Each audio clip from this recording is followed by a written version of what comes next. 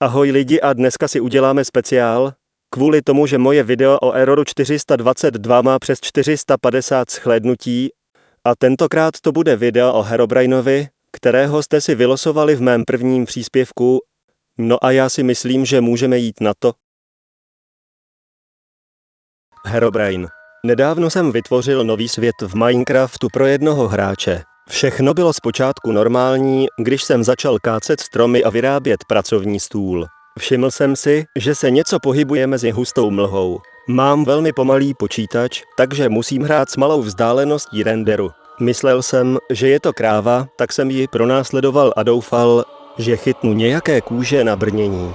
Nebyla to ale kráva. Při pohledu zpět na mě byla další postava s výchozím skinem, ale jeho oči byly prázdné. Neviděl jsem, že se objevilo žádné jméno a dvakrát jsem se ujistil, že nejsem v režimu pro více hráčů.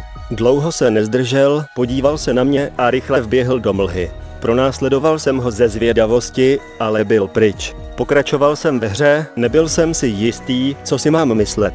Jak jsem expandoval do světa, viděl jsem věci, které se zdály nevhodné pro generátor náhodných map, 2x2 tunely ve skalách, malé dokonalé pyramidy z písku v oceánu a háje stromů se všemi ořezanými listy. Neustále jsem si myslel, že jsem toho druhého hráče viděl v hluboké mlze, ale nikdy jsem se na něj lépe nepodíval. Kdykoliv jsem si myslel, že ho vidím, snažil jsem se zvětšit vzdálenost vykreslování, ale bez úspěchu.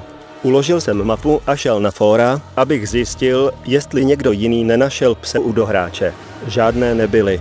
Vytvořil jsem vlastní téma, ve kterém jsem o tom muži vyprávěl a zeptal se, zda má někdo podobnou zkušenost. Příspěvek byl smazán do 5 minut.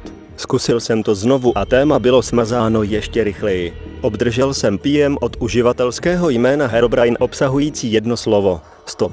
Když jsem se šel podívat na Herobrineův profil, stránka 404, dostal jsem e-mail od jiného uživatele fóra.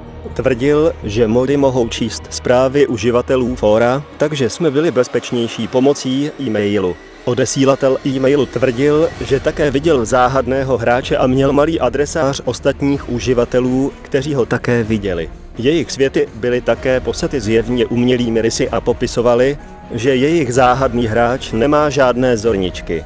Uplynul asi měsíc, než se mi znovu ozval můj informátor. Někteří z lidí, kteří se s tajemným mužem setkali, se podívali na jméno Herobrine a zjistili, že toto jméno často používá švédský hráč.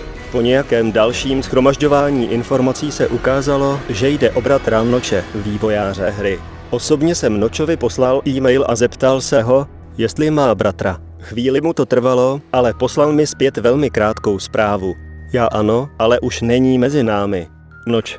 Tajemného muže jsem neviděl od našeho prvního setkání a nezaznamenal jsem žádné změny ve světě kromě toho mého.